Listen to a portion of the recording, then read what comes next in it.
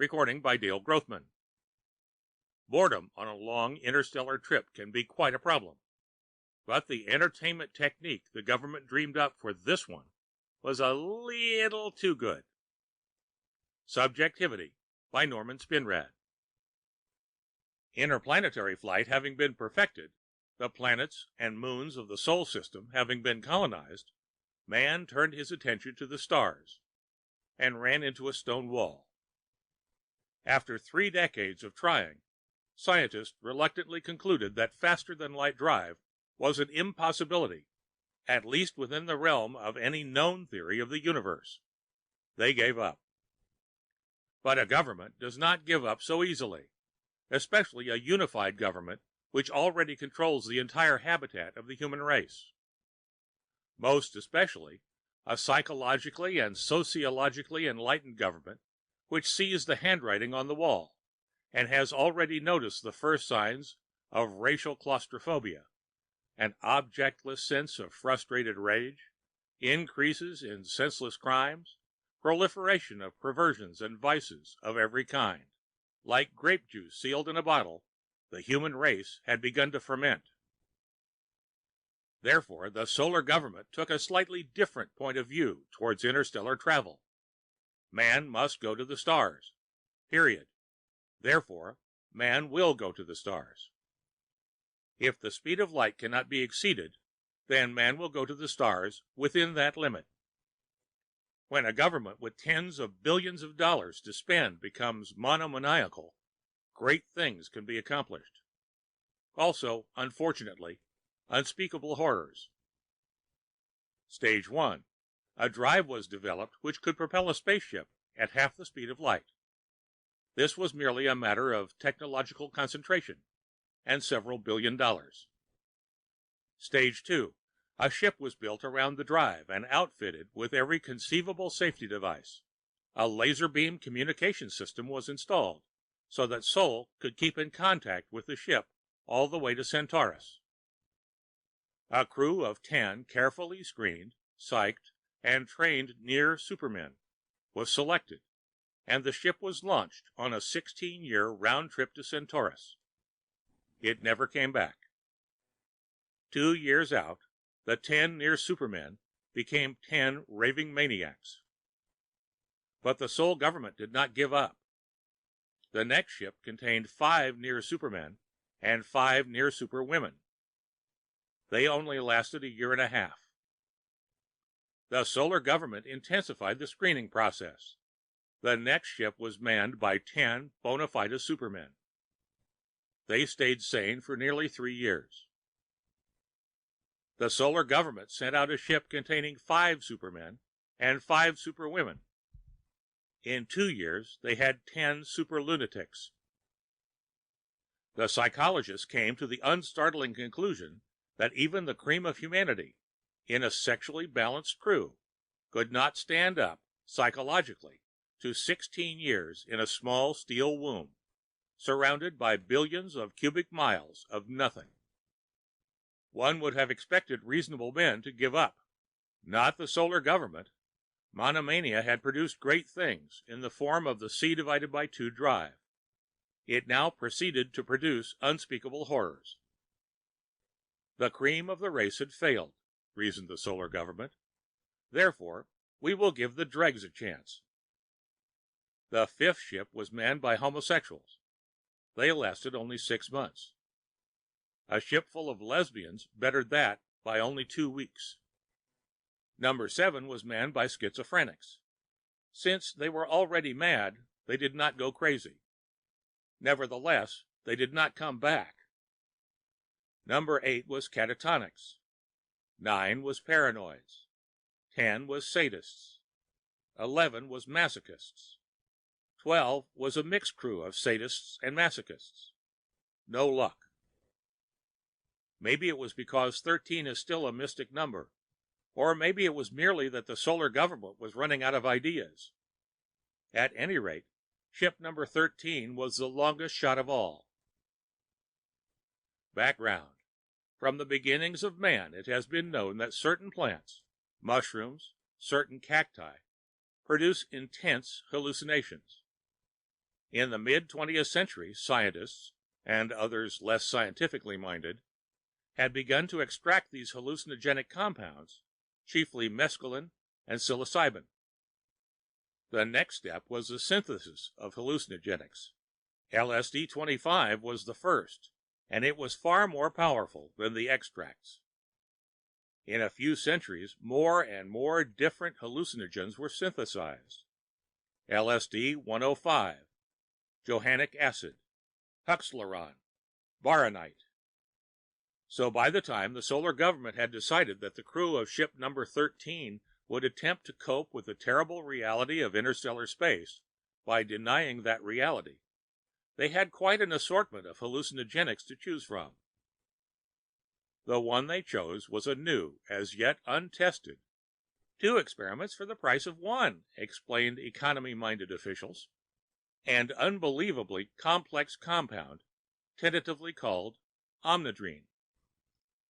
Omnidrene was what the name implied, a hallucinogen with all the properties of the others, some of which had proven to be all its own, and some of which were as yet unknown.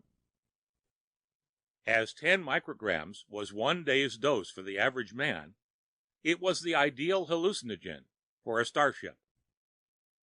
So they sealed 5 men and 5 women they had given up on sexually unbalanced crews in ship number 13, along with half a ton of omnidrene and their fondest wishes, pointed the ship toward Centaurus, and prayed for a miracle. In a way they could not possibly have foreseen, they got it. As Starship 13 passed the orbit of Pluto, a meeting was held, since this could be considered the beginning of interstellar space. The ship was reasonably large, 10 small private cabins, a bridge that would only be used for planetfalls, large storage areas, and a big common room where the crew had gathered. They were sitting in all-purpose lounges, arranged in a circle. A few had their lounges at full recline, but most preferred an upright position. Oliver Brunei, the nominal captain, had just opened the first case of omnidrene and taken out a bottle of the tiny pills. "This, fellow inmates," he said, "is omnidrene. The time has come for us to indulge. The automatics are all set, and we won't have to do a thing that we don't want to for the next 8 years." He poured 10 of the tiny blue pills into the palm of his right hand. "On Earth, they used to have some kind of traditional ceremony when a person crossed the equator for the first time. Since we are crossing a far more important equator, I thought we should have some kind of ceremony." The crew squirmed irritably. "I do tend to be verbose," Brunei thought. "Well, anyway, I just thought we all ought to take the first pill together," he said somewhat defensively. "So come on, Ollie," said a skinny, sour-looking man of about 30 years. "Okay, Laser, okay. Marashowski's going to be trouble," Brunei thought. "Why did they put him on the ship?" He handed the pills around. Laser Marashowski was about to gulp his down. "Wait a minute," said Brunei. "Let's all do it together. 1, 2, 3. They swallowed the pills. In about 10 minutes, thought Brunei, we should be feeling it. He looked at the crew. 10 of us, he thought. 10 brilliant misfits. Laser, who has spent half his life high on baronite. Vera Galindez, would-be medium, trying to make herself telepathic with mescaline. George Donner. Why is he here? Me, at least with me it's simple. This or jail. What a crew. Drug addicts, occultists, sensationalists. And what else? What makes a person do a thing like this? It'll all come out, thought Brunei. In 16 years, it'll all come out. Feel anything yet, Ollie? Said Marcia Johnson. No doubt why she came along. Just an ugly old maid, liking the idea of being cooped up with 5 men. Nothing yet, said Brunei. He looked around the room. Plain steel walls, lined with cabinets full of omnidrene on two sides. View screen on the ceiling, bare floor, the other two walls decked out like an automat. Plain gray steel walls. Then why were the gray steel walls turning pink? "Oh, oh," said Joby Crowell, rolling her pretty blonde head. "Oh, oh, here it comes. The walls are dancing." "The ceiling is a spiral," muttered Vera. "A winding red spiral." "Okay, fellow inmates," said Brunei. "It's hitting." Now the walls were red, bright fire engine red, and they were melting. No, not melting, but evaporating. "Like a crystal it is," said Lin Pei, waving his delicate oriental hands. "Like jade, as transparent as crystal." "There's a camel in the circle," said Laser. "A brown camel." "Let's all try to see the camel together," said Vera Galindez sharply. "Tell us what it looks like, Laser." "It's brown. It's a two-humped kind. It has a 2-foot tail."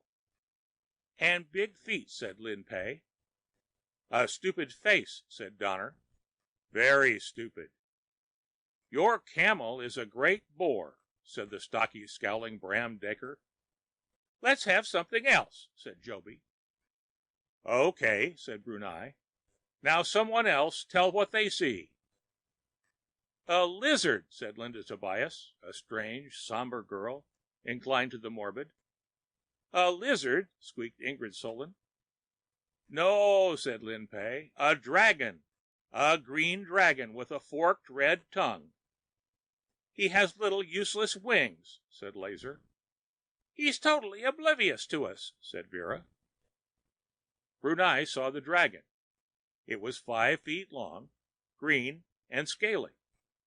It was a conventional dragon, except for the most bovine expression in its eyes. Yes, he thought, the dragon is here, but the greater part of him knew that it was an illusion. How long would this go on? "It's good that we see the same things," said Marcia. "Let's always see the same things." "Yes, yes. How about a mountain? A tall blue mountain, with snow on the peak." "Yes, and clouds." 1 week out. Oliver Brunei stepped into the common room. Lin Pei, Vera, and Laser were sitting together on what appeared to be huge purple toadstools. But that's my hallucination, thought Brunei. At least, I think it is. "Hello, Ollie," said Laser. "Hi, what are you doing?" "We're looking at the dragon again," said Vera. "Join us?" Brunei thought of the dragon for a moment. The toadstool disappeared, and the by now familiar bovine dragon took its place. In the last 2 days, they had discovered that if any two of them concentrated on something long enough to materialize it, anyone else who wanted to could see it in a moment. "What's so interesting about that silly dragon?" said Brunei. "How about the camel?" said Laser. The dragon turned into a 2-hump brown camel. "Phooey," said Lin Pei. "Okay," said Vera. "So what do you want?" Lin Pei thought for a moment. "How about a meadow?" he said. "A soft lawn of green grass. The sky is blue, and there are a few clouds." "Clover is blooming," said Laser. "Smell it." Brunei reclined on the soft grass. The smell of earth beneath him was warm and moist. "A few apple trees here and there," he said, and there was shade. "Look, over the hill," said Laser. "There's the dragon." "Will you please get rid of that dragon?" snapped Brunei. "Okay, Ollie, okay." 1 month out. "Get out of the way," yelled Brunei. He gave the dragon a kick. It mooed plaintively. "That wasn't very nice, Ollie." "That dragon is always underfoot," said Brunei. "Why don't you get rid of it?" "I've taken to liking it," said Laser. "Besides, what about your St. Bernard?" "This ship is getting too cluttered up with everyone's hallucinations," said Brunei. "Ever since, when was it, a week ago? Ever since we've been able to conjure 'em up by ourselves and make everyone else see 'em." Dacre dematerialized the woman on his lap. "Why don't we get together?" he said. "Get together?" "Yes, we could agree on an environment. Look at this common room, for example. What a mess! Here it's a meadow, there it's a beach, a palace, a boudoir." "You mean we could make it the same for all of us?" asked Laser. "Sure, we can have whatever we want in our cabins, but let's make some sense out of the common room." "Good idea," said Brunei. "I'll call the others." 3 months out. Brunei stepped through the stucco portal and into the central Spanish garden. He noticed that the sky was blue, with a few fleecy white clouds. But then, the weather was always good. They had agreed on it. Laser, Ingrid, Lin Pei, and Vera were sitting on the green lawn surrounding the fountain. Dacre, Joby, Linda, and Donner preferred the shade and lounged against the white arabesqued wall which enclosed the garden on 4 sides, broken only by 4 arched entrance portals. The garden had been a good compromise, thought Brunei, something for everyone. Fresh air and sunshine, but also the mental security offered by the walls, which also provided shade for those who wanted it. A fountain, a few palm trees, grass, flowers, even a little formal Japanese rock garden that Lin Pei had insisted on. "Hello, Ollie," said Laser. "Nice day." "Isn't it always?" replied Brunei. "How about a little shower?" "Maybe tomorrow." "I noticed a lot of sleeping people today," said Brunei. "Yes," said Lin Pei. "By now the garden seems to be able to maintain itself." "You think it has a separate existence?" asked Ingrid. "Of course not," said Vera. "Our subconscious minds are maintaining it. It's probably here when we're all asleep." "No way of telling that," said Brunei. "Besides, how can it exist when we're asleep, when it doesn't really exist to begin with? Semantics, Ollie, semantics." Brunei took a bottle of Omnidrene out of his pocket. "Time to charge up the old batteries again," he said. He passed out the pills. "I notice Marcia is still in her cabin." "Yeah," said Laser. "She keeps to herself a lot." No great. Just then Marcia burst into the garden screaming, "Make it go away! Make it go away!" Behind her slithered a gigantic black snake with a head as big as a horse's and bulging red eyes. "I thought we agreed to leave our private hallucinations in our cabins," snapped Brunei. I tried. I don't want it around, but it won't go away. Do something." 10 feet of snake had already entered the garden. The thing seemed endless. "Take it easy," said Laser. "Let's all concentrate and think it away." They tried to erase the snake, but it just rolled its big red eyes. "That won't work," said Vera. "Her subconscious is still fighting us. Part of her must want the snake here. We've all got to be together to erase it." Marcia began to cry. The snake advanced another 2 feet. "Oh, quiet," said Laser. "Ollie, do I have your permission to bring my dragon into the garden? He'll make short work of the snake."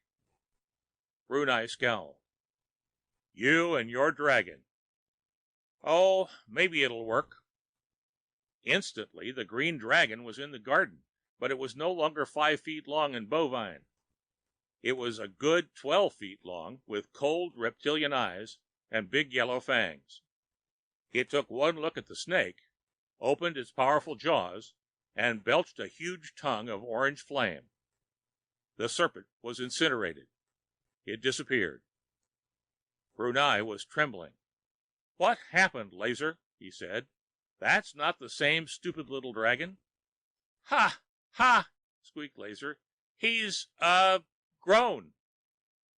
Brunei suddenly noticed that Laser was ashen. He also noticed that the dragon was turning in their direction. "Get it out of here, Laser. Get it out of here." Laser nodded. The dragon flickered and went pale, but it was over a minute before it disappeared entirely. 6 months out.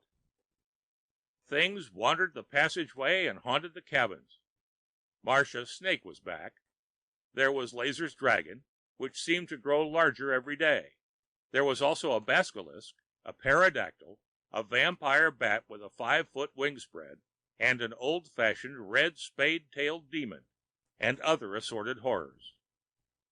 Even Oliver's friendly St. Bernard had grown to monstrous size, turned pale green, and grown large yellow fangs.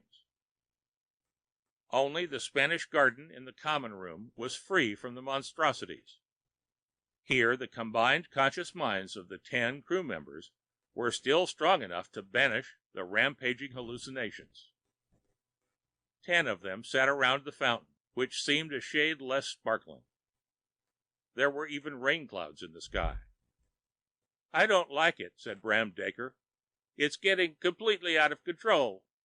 "So we just have to stay in the garden, that's all," said Brunei. "The food's all here, and so is the omnidrene. They can't come here." "Not yet," said Marcia.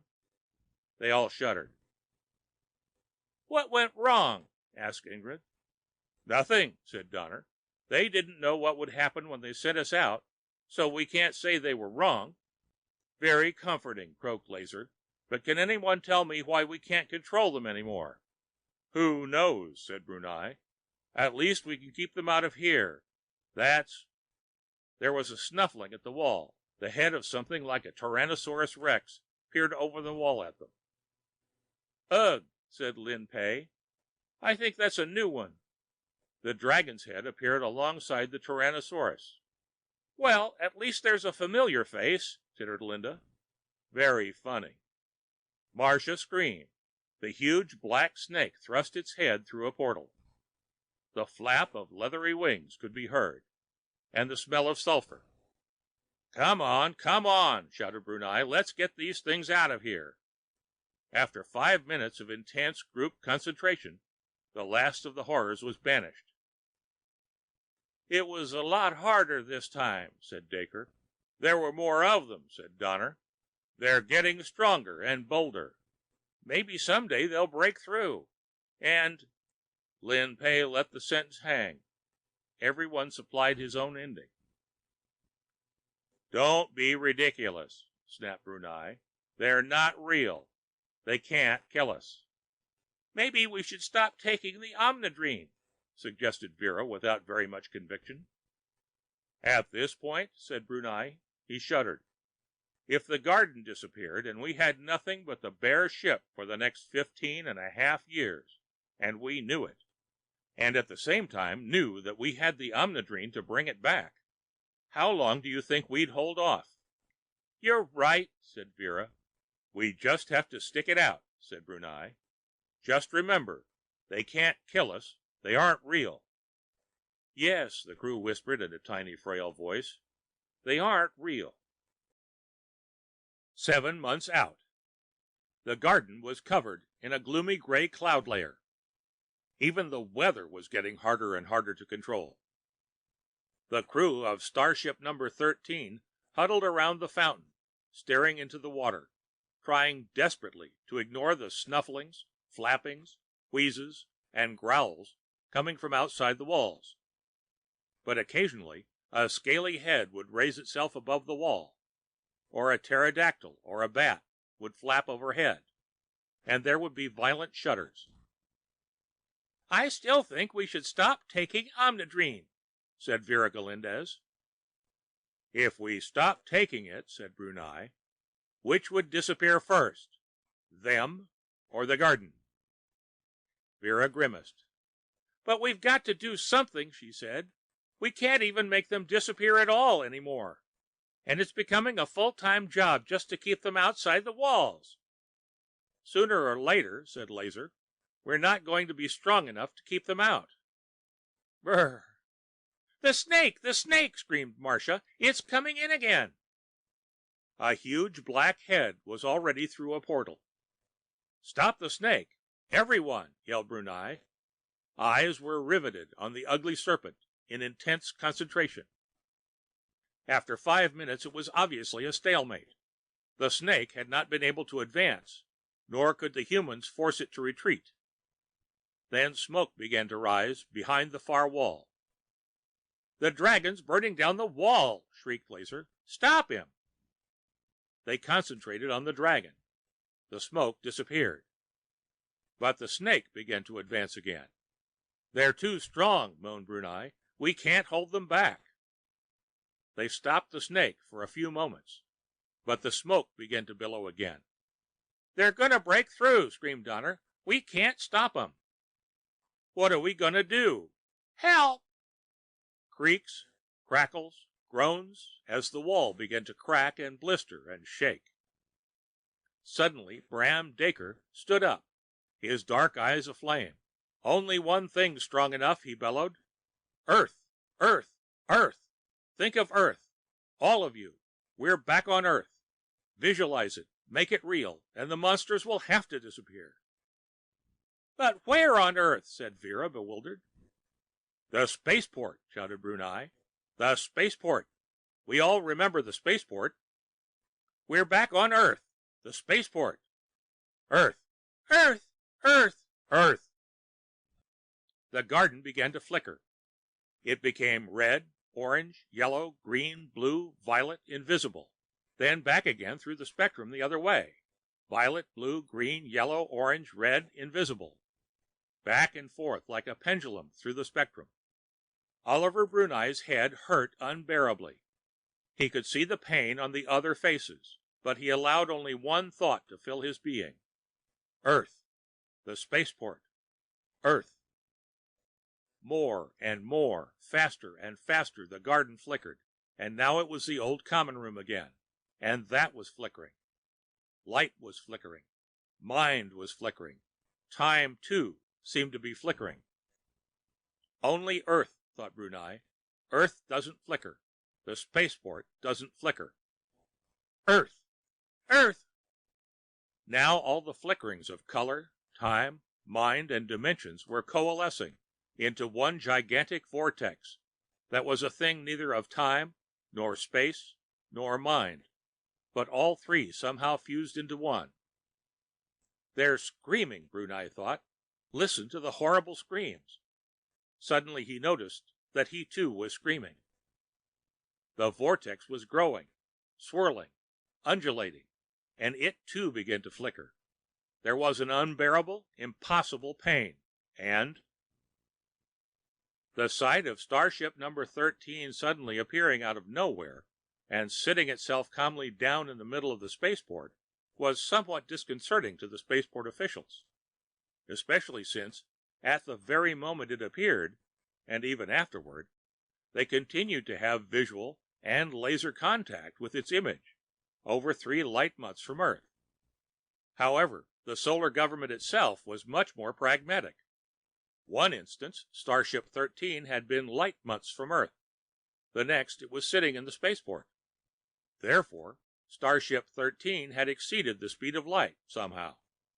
Therefore, it must be possible to exceed the speed of light, and a thorough examination of the ship and its contents would show how. Therefore, "You idiots throw a security cordon around that ship."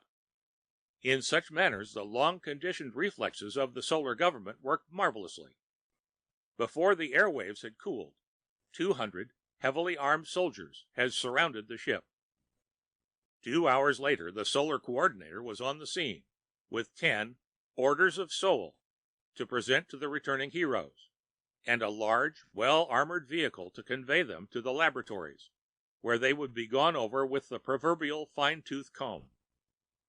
An honor guard of 200 men standing at attention made a pathway from the ship's main hatch to the armored carrier, in front of which stood the solar coordinator, with his 10 medals.